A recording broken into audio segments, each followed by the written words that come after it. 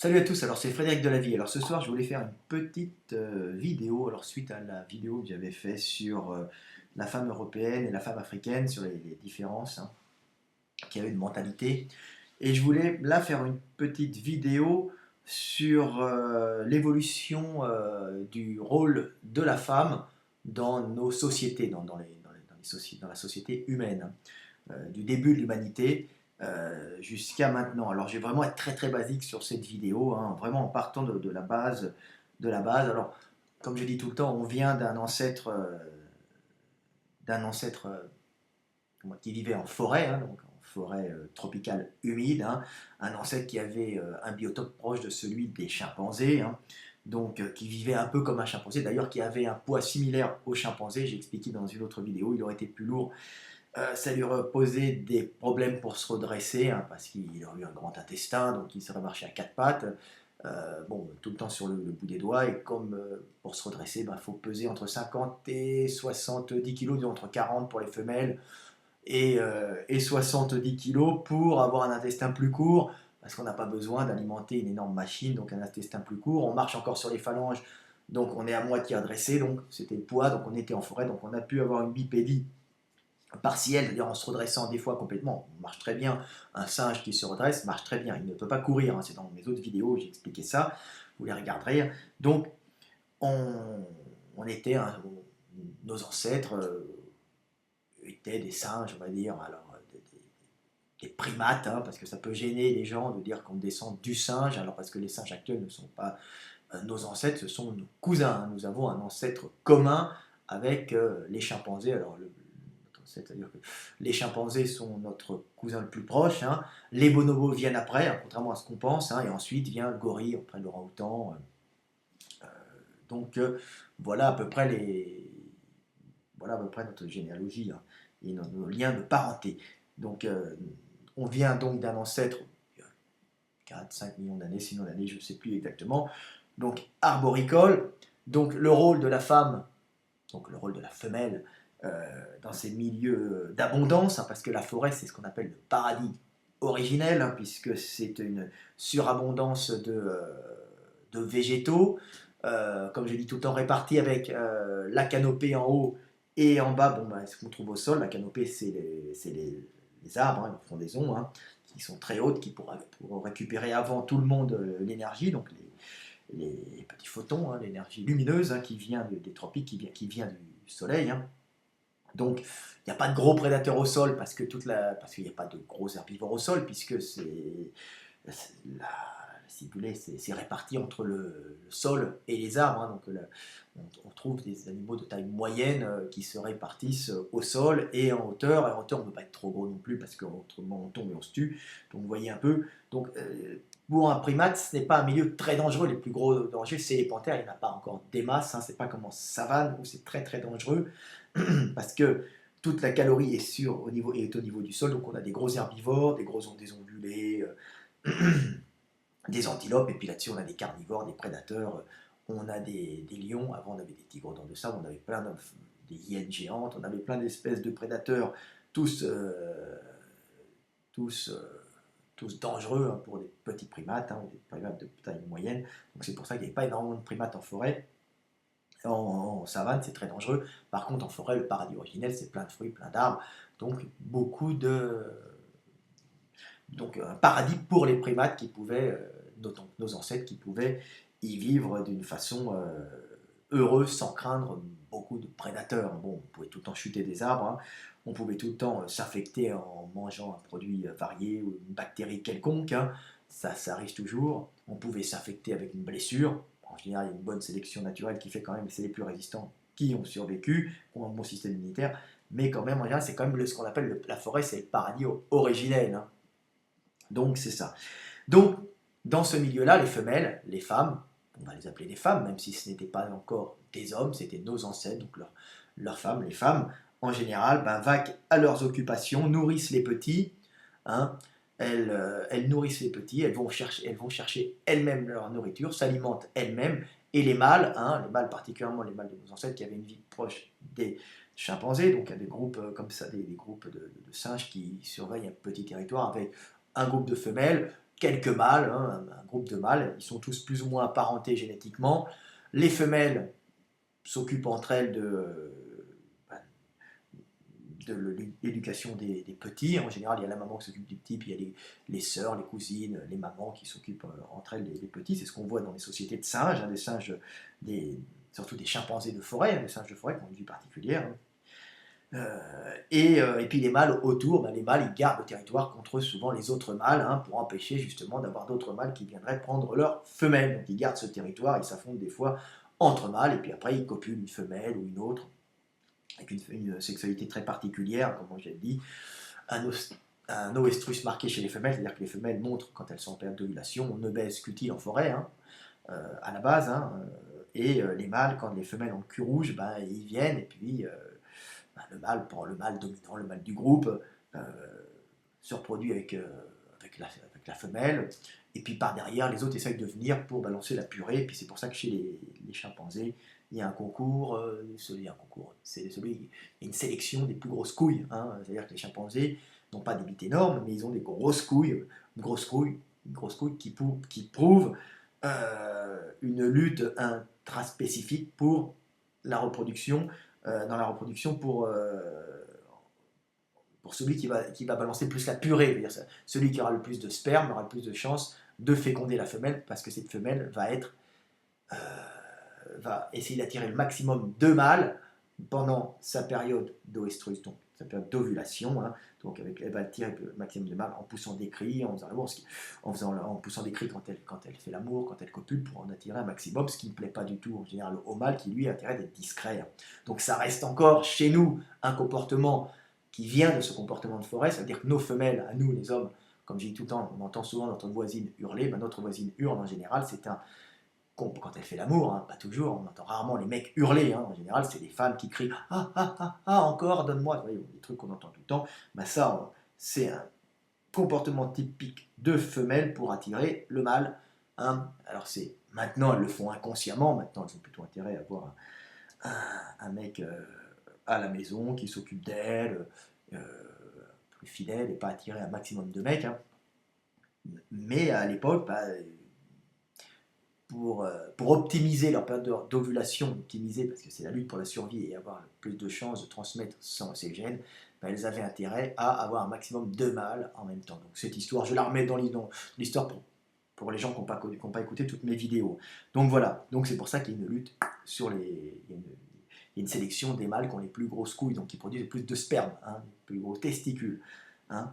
Le fait de produire un maximum de cellules sexuelles, hein, donc de spermatozoïdes avec de gros testicules, a aussi un avantage énorme sur l'évolution humaine. Donc quand on est passé en savane, hein, c'est que quand on a de grosses couilles, on produit beaucoup de spermatozoïdes, on duplique des cellules. Hein. En dupliquant des cellules, on risque d'avoir une mutation en général négative, hein, quelquefois neutre et exceptionnellement positive. Mais cette mutation positive est la chance pour l'espèce en cas de changement brutal de milieu, de crise extérieure du milieu.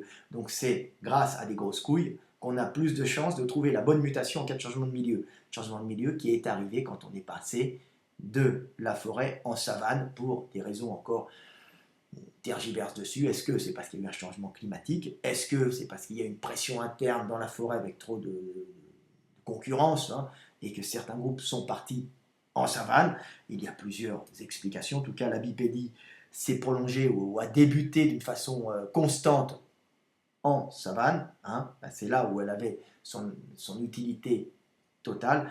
Et là, on voit un changement complet dans le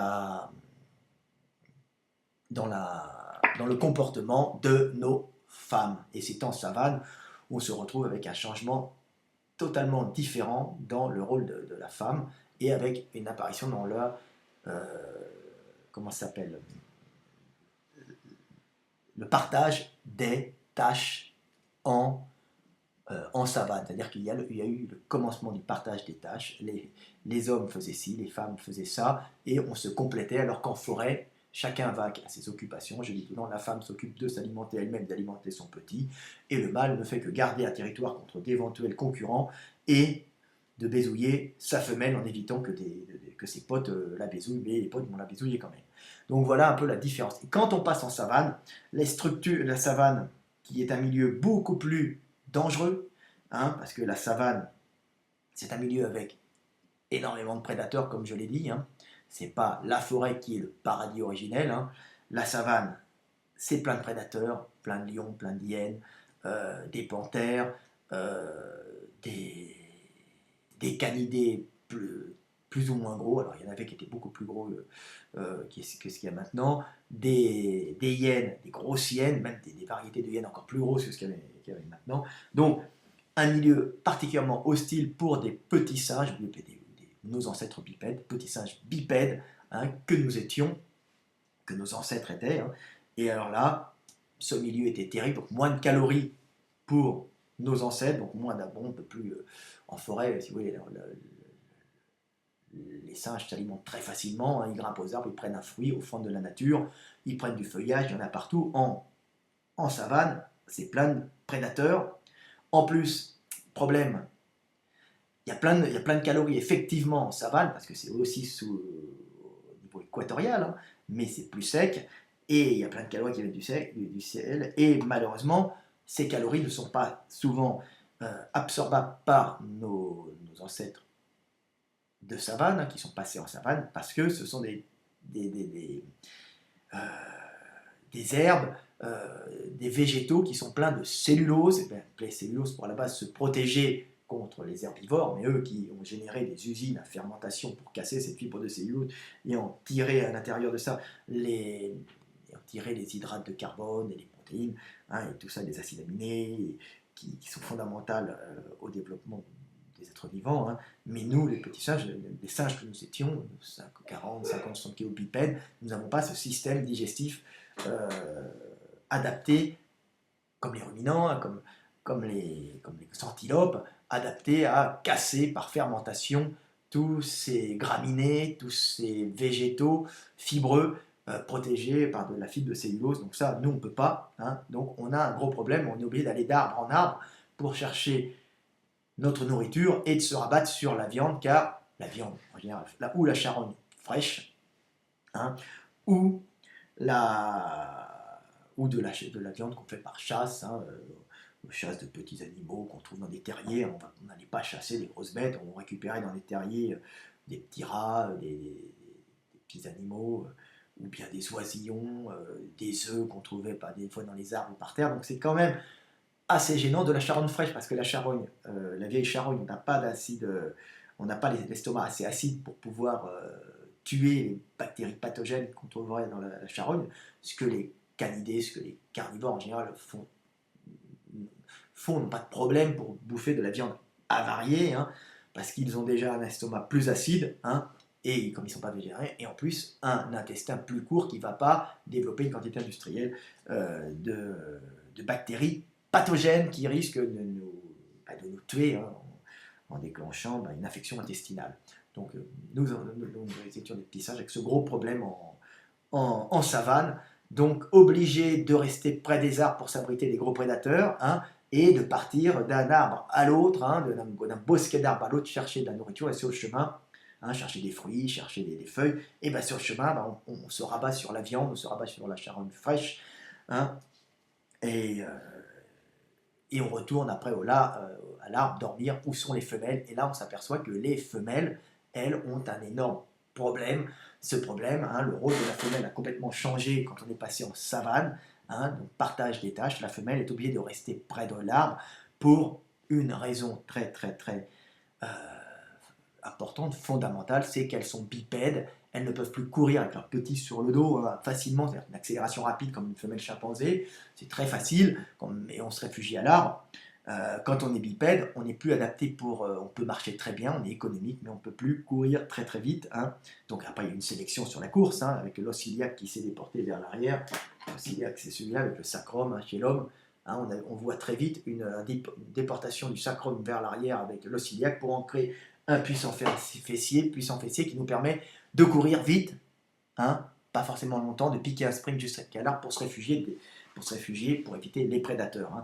Donc par contre, la marche, on l'a eu très tôt. Un singe peut marcher, regardez le gorille en BAM, c'est un zoo anglais, vous regardez en bas, gorille, vous verrez qu'il marche très bien. Vous verrez que de nombreux chimpanzés marchent parfaitement quand ils copient par mimétisme leurs soigneurs, hein, ou les gens qui les regardent. Alors, si c'est fait petit, ils déforment leur squelette et ça, ils marchent très bien, mais ils ne peuvent pas courir parce qu'ils n'ont pas cette déformation qui, elle, est sélective. Hein. La marche bipède à l'aise pour un singe est très facilement acquise par l'éducation. Hein. Nous, les hommes, nous sommes des bipèdes par éducation, pas des bipèdes instinctifs. Le petit doit encore regarder son papa et sa maman pour marcher, on tient par les mains. Par contre, la course, c'est une sélection des mutations les plus adaptées. Donc, mutation en général, première mutation, c'est plus sur le fessier, hein, parce qu'on ne courait pas des kilomètres pour avoir encore une restitution d'énergie avec des mollets complètement changés. Hein, avec ça, il y a eu tout un changement dans le bas de la jambe, mais les premiers changements, très très importants, ça a été la fesse bien avant la jambe. Hein, ça, il faut le savoir. Pour les gens qui ne connaissent pas mon travail, je suis un spécialiste mondial en biomécanique. Hein. Je n'ai pas l'air, mais je suis sûrement on va dire en anatomie. Euh, je réexplique aux gens qui me prennent pour un âne. Des fois, il y a ce siècle-là, actuellement, le siècle que nous avons eu, hein, dans les 100 ans qui sont passés, il y a 3 grands dessinateurs en anatomie. Hein. Il y a les dessinateurs du Sobota, il y a Netter, un Américain, et il y a moi, hein, Frédéric Delavier. Donc vous en avez 3, hein, dont un Français. Au siècle dernier, ça a surtout été l'époque des Français, hein, donc au siècle dernier, plutôt que 2 siècles, au 19e siècle, ça a été l'époque des Français avec essentiellement Bourgerie-Jacob, qui était de loin, Bourgerie et Jacob, c'était un groupe, il y en avait un dessinateur, un médecin, qui étaient de loin les meilleurs dessinateurs anatomiques. Donc je répète un peu pour les gens qui croient, qui pensent qu'ils tombent sur une chaîne d'un allumé. Hein. Je le répète un peu que ma spécialité, c'est l'anatomie, la biomécanique et l'étude des formes, hein, et de l'évolution humaine. Donc voilà, les femmes se sont retrouvées avec un énorme problème. Donc, ne pouvant pas s'éloigner des arbres à cause de leur station bipède, avec leurs petits dans les bras, elles deviennent des proies vulnérables, hein, puisqu'une femme n'abandonne pas son petit, donc elle reste près de l'arbre. Donc, comme cela, partage des tâches, et l'homme va chercher la nourriture un peu plus loin. Comme il a ses bras libres, bon, il peut indiquer l'espace, il peut indiquer la direction, le développement du cerveau. J'ai fait une vidéo là-dessus aussi, hein, pour montrer quand est apparue la parole. Donc il se déplace, hein, c'est ce système cognitif, donc c'est d'analogie, hein, se développe. Ceux qui ont le plus de cellules, avec l'apparition de cellules dans le cerveau, de cellules au niveau des centres de la cognition, de l'analogie, sont sélectionnés, hein, parce qu'ils peuvent enfin utiliser leur mémoire rapidement, hein, par le langage. Hein. Ils ont des notions de temps grâce au pointage, je vais, je viens, hein, comme je le dis tout le temps. On met des mots sur des gestes, hein, on met des mots sur des gestes, oh oh, je vais, haha, je viens. Hein. On enlève les gestes, il nous reste oh oh, haha, je vais, je viens, je vais, le futur, je viens, le passé, et on se retrouve avec des notions de temps dans le langage, ce qui nous permet de pouvoir prévoir l'avenir et de pouvoir se remémorer le passé et d'ancrer nos schémas, nos connexions synaptiques, hein, de les réancrer à chaque fois et de permettre d'avoir une mémoire extrêmement puissante et en plus de pouvoir maîtriser l'avenir en se remémorant le passé aussi. Hein. L'homme, comme je dis tout le temps, c'est celui qui est capable de dire je suis, j'étais, je serai le seul animal au monde à le faire. Donc l'homme va chasser et à la recherche de calories sur de grands territoires et le rapporte à la femelle qui, elle, la femelle, reste près de l'arbre et elle ne produit pas, ne va pas à la recherche de nourriture, alors qu'en forêt, elle allait essentiellement à la recherche de nourriture. C'était elle qui se nourrissait elle-même et qui nourrissait son petit, alors que là, elle continue à se nourrir un peu en cherchant autour des arbres, mais elle ne peut pas aller très loin car c'est très dangereux à cause des prédateurs. Hein, et ce rôle est donné à l'homme qui, lui, va chercher la calorie et la remettre à la femelle qui lui échange contre du sexe. C'est l'apparition de sexe contre nourriture, sexe contre calories, l'offrande, le cadeau, hein, le cadeau qu'on donne à la femelle, le cadeau calorique contre du sexe qui va calmer l'homme qui est allé chercher dans un milieu dangereux. Hein. Il va à l'extérieur affronter la mort et l'inconnu pour se nourrir, mais en même temps nourrir la femelle qui, elle, pourra porter la vie, pourra porter ses gènes. Donc c'est inconscient au début, si vous voulez. L'homme ne nourrit pas la femelle par, euh, par bonté. Hein, ça n'a rien à voir. Il la nourrit parce que il a envie d'assouvir des pulsions animales qui sont des pulsions sexuelles, qui sont en réalité des pulsions de reproduction, et la femme, elle est attachée fondamentalement à son petit, et celles qui ont trouvé le moins, celles qui ont survécu, c'est celles qui ont réussi à récupérer de la calorie au mâle, donc à parasiter le mâle, hein, en offrant ce qu'elles pouvaient ouvrir, donc leur sexualité, leurs orifices, hein, et leurs attentions, leur épouillage mutuel, et pas que les orifices, c'est aussi la tendresse, hein, épouillage, tout ça, pour récupérer de la calorie qui leur a permis de survivre et de mieux alimenter leurs petits, et ce sont celles qui étaient le plus attentifs au mâle qui s'offraient sexuellement au mâle, qui ont pu avoir le plus de calories, qui ont survécu et qui ont transmis ces comportements à leur descendance. Vous voyez, donc, sexe contre calories, c'est arrivé, sexe contre nourriture, c'est arrivé à partir du moment où on est allé en forêt, dans un milieu humide, donc le rôle de la femme a changé. Elle ne s'est plus retrouvée dans un milieu... elle, ne s'est- elle ne pouvait plus se nourrir elle-même. Hein. Elle a été dépendante de l'homme à cause du milieu. Hein. Donc elle a le subterfuge d'offrir sexe contre calories. Donc, tout ça pour le, comme je dis tout le temps, salope, pour le bien de l'espèce, c'est-à-dire pour la survie de l'humanité. Donc c'était fondamental. Et on retrouve encore ce comportement quand on va au restaurant, où il est de coutume, hein, de payer l'addition à la fin quand on est un homme, montrant qu'on est capable de nourrir la femelle, en réalité de la nourrir elle et ses petits. C'est très très symbolique tout ça. Alors maintenant les femmes me disent moi je ne suis pas comme ça, je me fais inviter, mais je parle de comportements archaïques qui nous marquent encore et qui nous ont forgé une mentalité, qui ont forgé nos esprits pour la reproduction de l'espèce, parce que nous étions dans un milieu très très dangereux. Donc vous voyez, la femme ne va plus elle-même chercher sa nourriture. Ça, c'est l'étape fondamentale, hein, c'est échange sexe contre calories. C'est aussi à ce moment-là, je le refais encore, où les femmes ont pris l'habitude ou notre espèce plutôt a pris l'habitude de faire l'amour en permanence. Alors on retrouve ça un peu chez les chimpanzés, hein, on voit bien que certains chimpanzés se calment un peu par des mimiques sexuelles, par des accouplements rapides, mais c'est pas une constante. Hein. Et par contre, les chimpanzés se reproduisent quand les femelles indiquent leur phase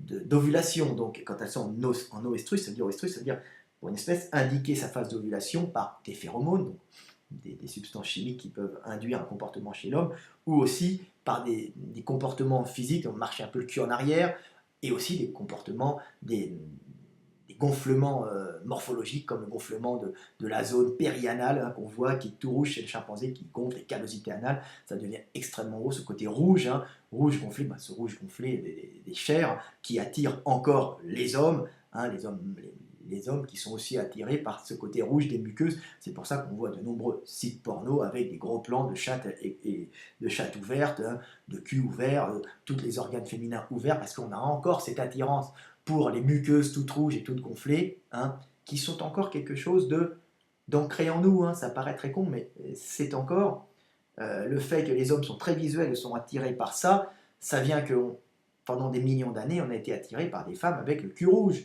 Hein.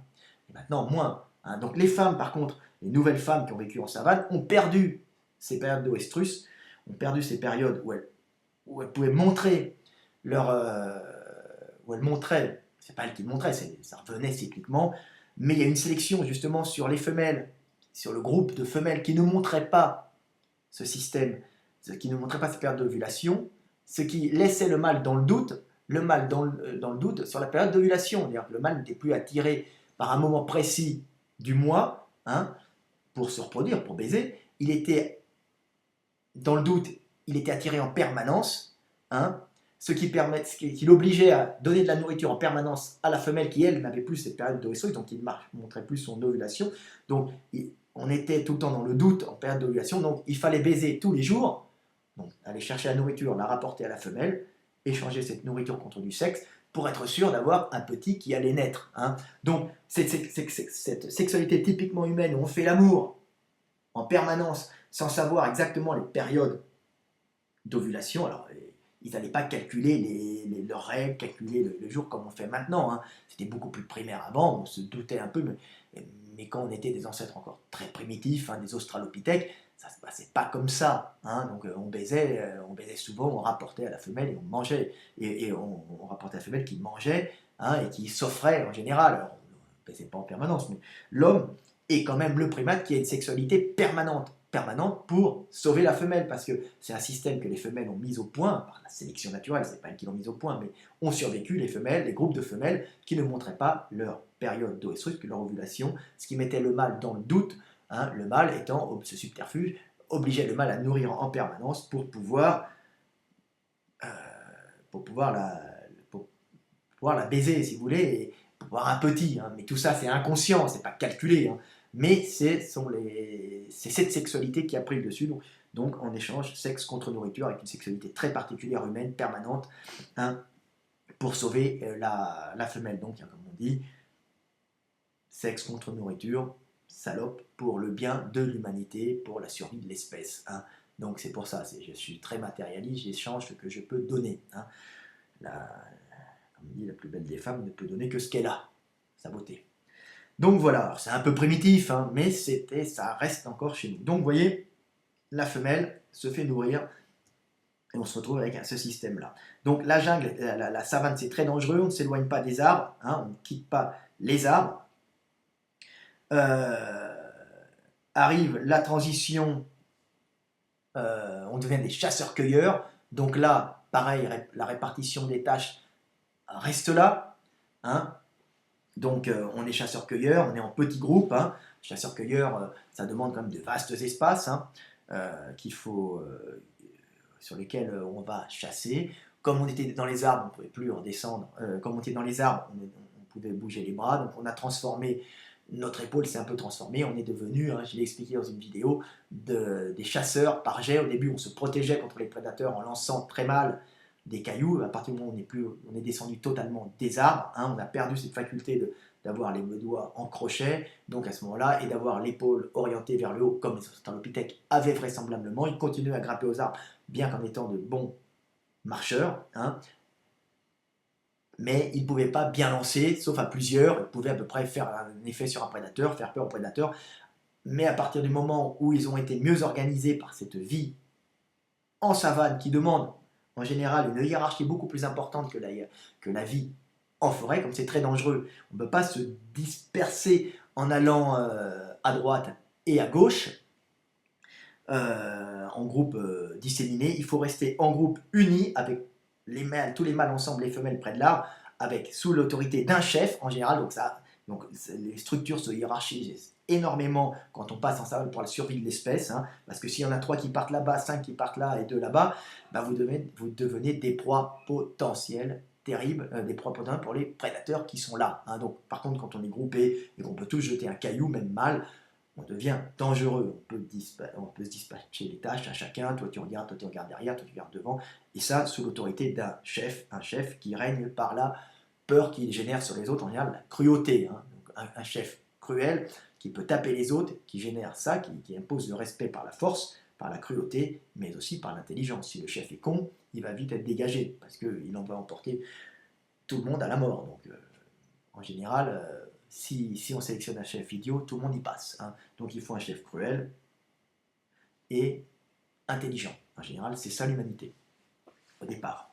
Donc voilà, donc vous voyez les structures sociales qui changent complètement. Donc on est des chasseurs, on devient après des chasseurs, hein, parce qu'on perfectionne le lancer, on arrête de monter aux arbres, donc on perd cette faculté à avoir les mains en crochet, donc on peut accompagner les projectiles et cibler plus facilement, hein, comme j'ai expliqué dans une vidéo, vous les regarderez. Hein. Donc à partir du moment où on n'a plus les mains en crochet, donc on n'a plus les fléchisseurs des doigts courts, et quand on tend les mains, un singe quand il tend les mains d'un certain poids, il tend les mains, il peut manger comme ça en tendant les doigts, mais dès qu'il tend la main, comme ça, comme il a les fléchisseurs des doigts courts, les doigts se recroquevillent automatiquement, ce qui lui fait des doigts en crochet. Ces doigts en crochet lui permettent de ne pas tomber des arbres. Hein. Donc il y a une sélection intense là-dessus. Donc dès qu'on quitte les arbres, à ce moment-là totalement, parce qu'on est devenu assez dangereux pour les prédateurs, donc ils ne nous cherchent pas trop, ils ne s'approchent plus de nous, sachant qu'on est des proies dangereuses. À ce moment-là, on perd cette faculté de main en crochet, on ne grimpe plus aux arbres, et par contre, on peut, à ce moment-là, il n'y a plus de sélection sur les fléchisseurs courts, et à ce moment-là, on peut lancer avec précision, et on devient et en plus, l'omoplate se met, hein, l'omoplate, c'est l'os qui est derrière, ici, hein, voilà, il est orienté vers le haut, la tête, hein, la cavité cotyloïde, glénoïde. La cavité glénoïde, je confonds avec le bassin, la cavité glénoïde de l'omoplate est orientée vers le haut chez les singes pour aller chercher les branches en haut, elle est orientée horizontalement quasiment chez l'homme, ce qui lui empêche maintenant, parce qu'on a un os au-dessus, on a l'acromion, de lever trop haut les bras.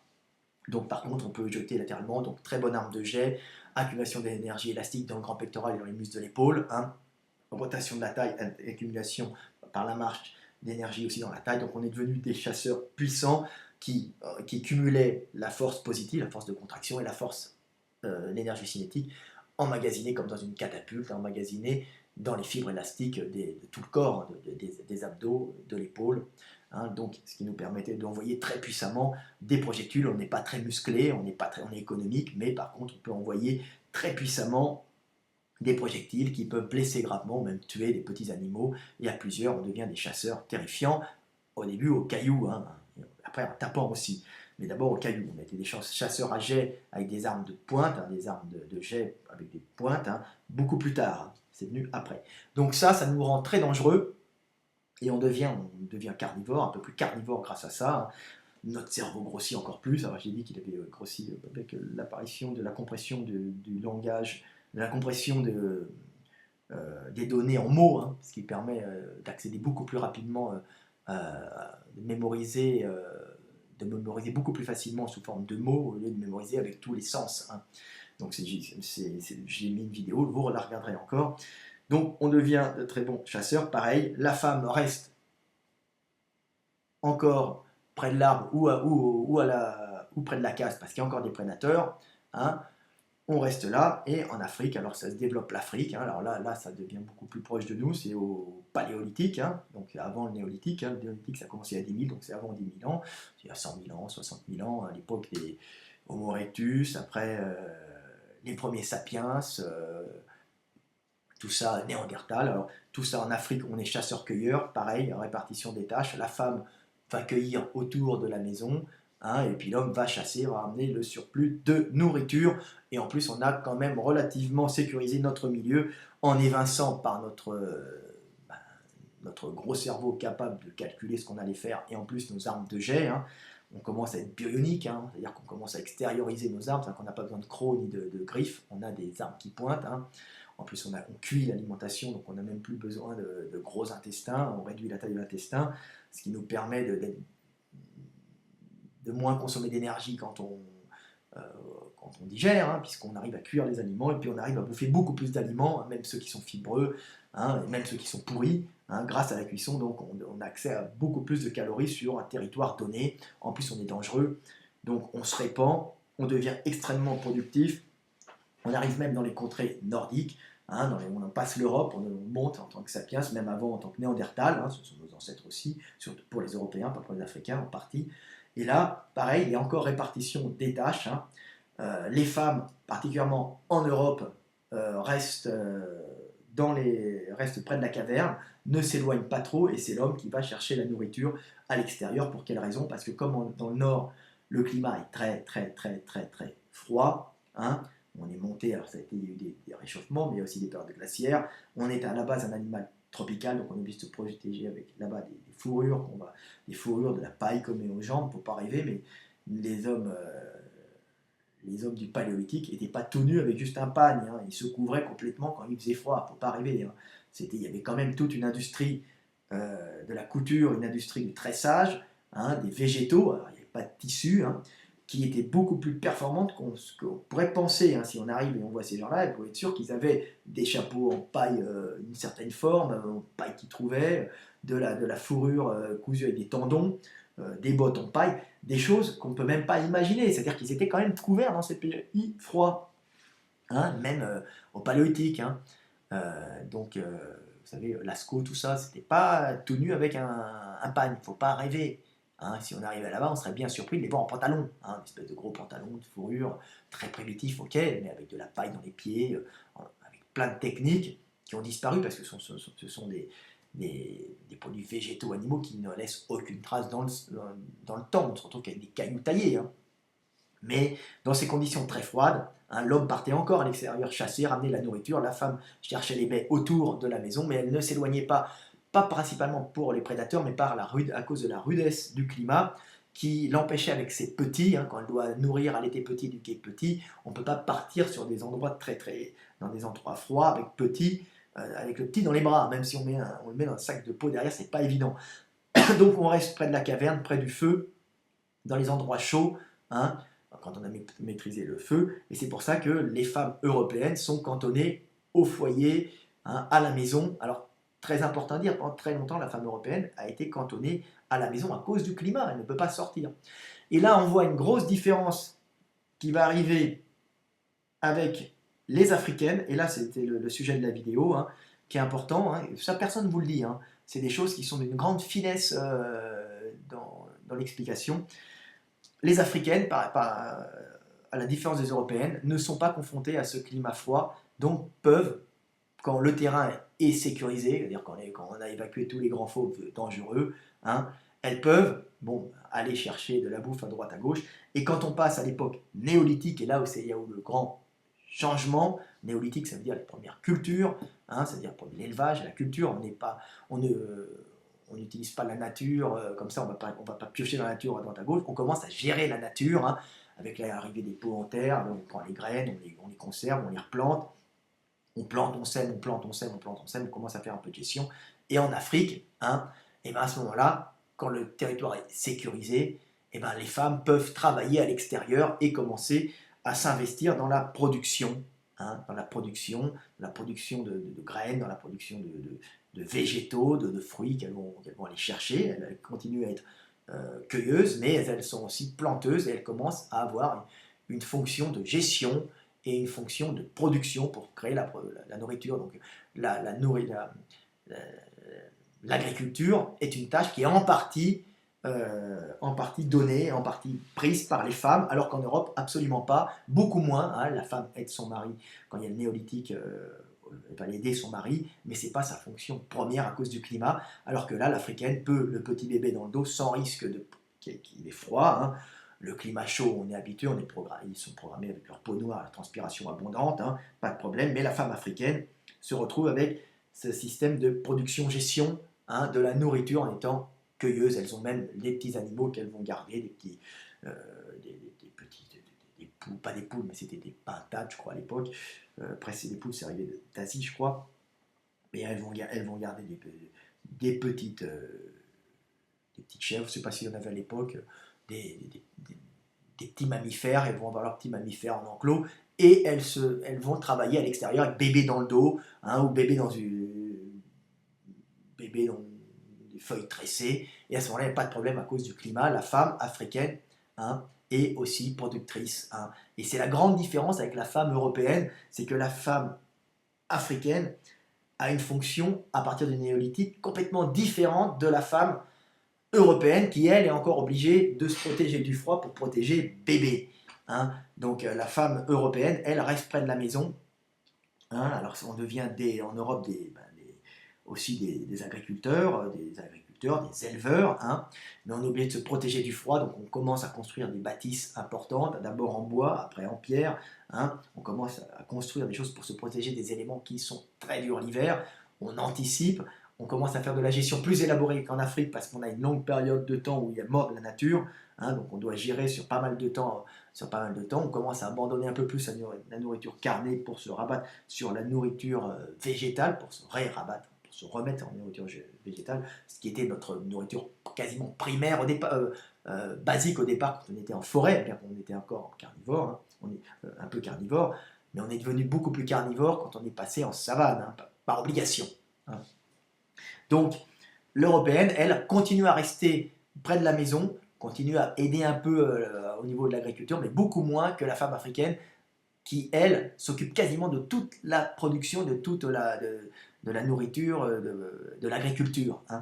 Alors que l'homme africain, lui, garde le territoire et un rôle qui est beaucoup moins dans la production. De toute façon, le climat est beaucoup plus riche, il y a beaucoup moins de manque de nourriture. On ne fait que planter, semer.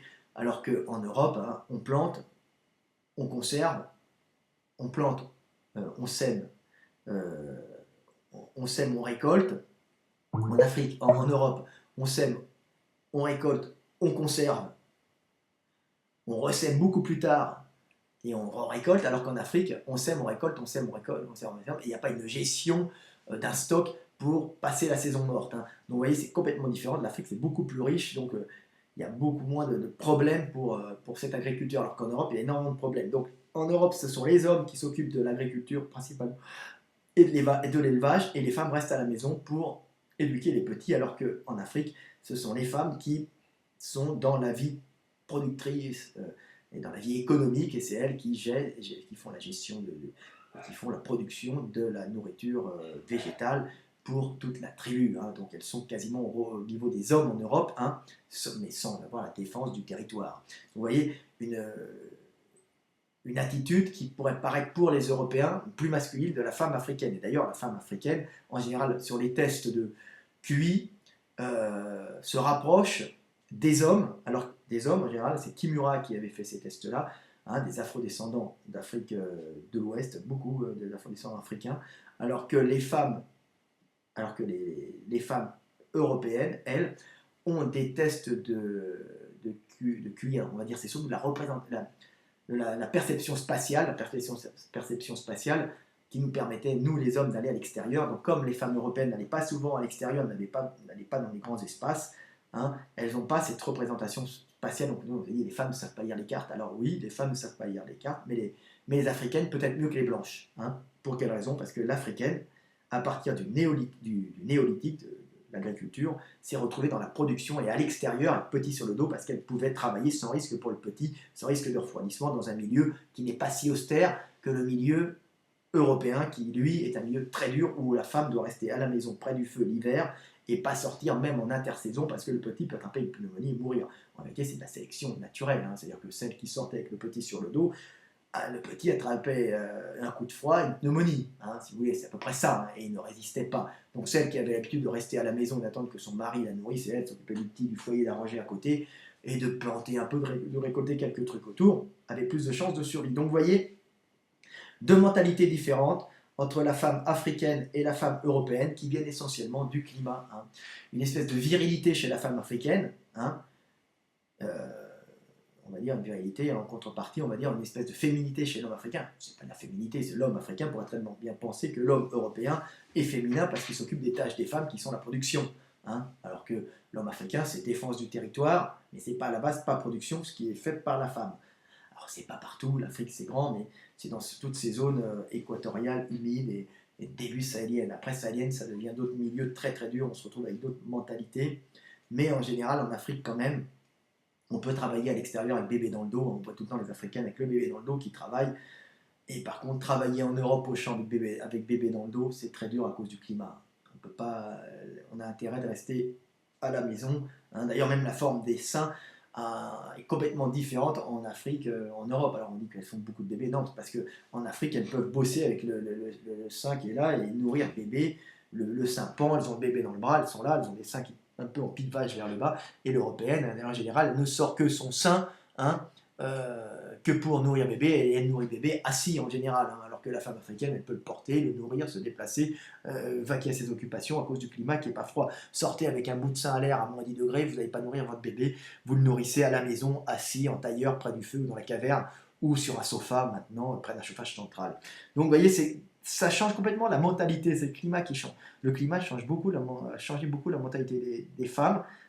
Les femmes africaines, à cause du climat et de l'agriculture, sont devenues productrices, et les femmes européennes, à cause du climat, sont restées au foyer comme nos ancêtres néandertaliens. Alors on va dire que l'attitude de la femme européenne serait plus primitive si on se réfère à nos ancêtres australopithèques, se rapprocherait plus du rôle que la femme avait australopithèque, donc échange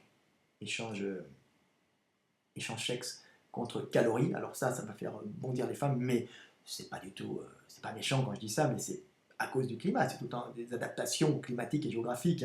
Donc la femme européenne se rapprocherait plus de l'attitude de nos ancêtres australopithèques, alors que la femme africaine, elle, se rapprocherait plus de nos ancêtres qui étaient des ancêtres qui ressemblaient à des chimpanzés. Donc la femme, la chimpanzé, s'occupe, elle, de nourrir son petit, et c'est l'homme lui défend juste le territoire. Vous voyez, il n'y a pas le partage des tâches. Donc la femme africaine, elle, c'est plus je nourris mon petit, je m'occupe de la production, hein, et la femme européenne, c'est plus échange sexe contre nourriture.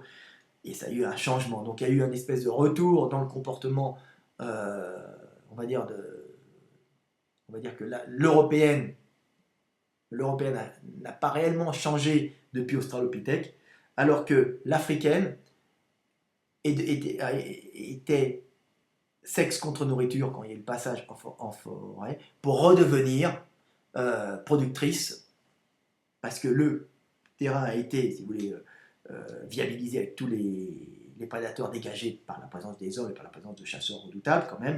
On a viabilisé tous ces terrains en dégageant toutes les compétitions, hein, les compétitions des prédateurs qui pouvaient être dangereux, hein, et puis on a fait de la partie néolithique de l'agriculture, et là, ce sont sous un climat où la femme peut travailler à l'extérieur, c'est la femme qui s'est occupée avec petit dans le dos sous un climat clément de toute la production et la gestion des végétaux pour toute la communauté. Donc vous voyez, complètement des mentalités complètement différentes en fonction de la géographie, donc voilà,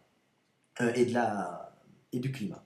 Donc voilà, vous avez compris un peu, hein, les différences, et c'est pour ça qu'on trouve des mentalités différentes chez les Africaines et les Européennes, hein, euh, des mentalités qui pour le dragueur, hein, peuvent paraître un peu bizarres. Celui qui sait draguer une Européenne ne sera pas forcément draguer une Africaine, hein, en sachant que tout de même les femmes sont souvent intéressées par l'homme qui pourra leur assurer une bonne descendance par un physique, surtout par un comportement dynamique montrant qu'il pourra avoir une descendance dynamique capable de se reproduire, mais aussi un, un reproducteur capable d'accumuler de la calorie, hein, et capable d'offrir des beaux cadeaux caloriques qui permettront de nourrir. En vérité, il y a une preuve qu'on peut nourrir une femme et des bébés, et ça c'est beaucoup plus en Afrique, en Europe, c'est beaucoup plus ce système-là, où la femme est plus attirée par l'homme possédant. Alors en Afrique, hein, comme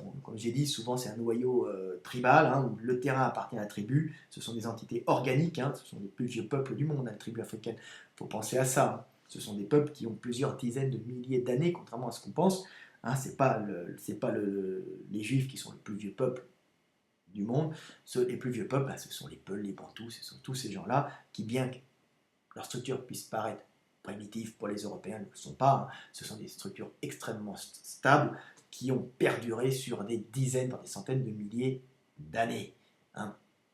Donc voilà. Et c'est des structures organiques, hein, où... qu'est-ce que je voulais dire? Il est tard, 47 minutes. Donc c'était pour dire où, à partir du néolithique, la femme s'est occupée de la production et de l'alimentation en partie de la tribu. Voilà. Alors que au nord, c'est euh, le rôle de l'homme, et la femme allait aider l'homme, mais s'occupait de faire de la cueillette autour, et aider un peu à l'agriculture, mais ce n'était pas sa fonction première à cause du climat qui est rigoureux. Voilà. Donc j'espère que vous avez aimé cette vidéo, j'espère que vous avez compris qui nous sommes, pourquoi nous sommes différents et d'où nous venons. Donc voilà, allez, à bientôt. Mes vidéos sont faites pour pacifier, pour que nous comprenions qui nous sommes, et que nous puissions vivre en harmonie tous ensemble en comprenant nos différences. Salut à tous, à bientôt.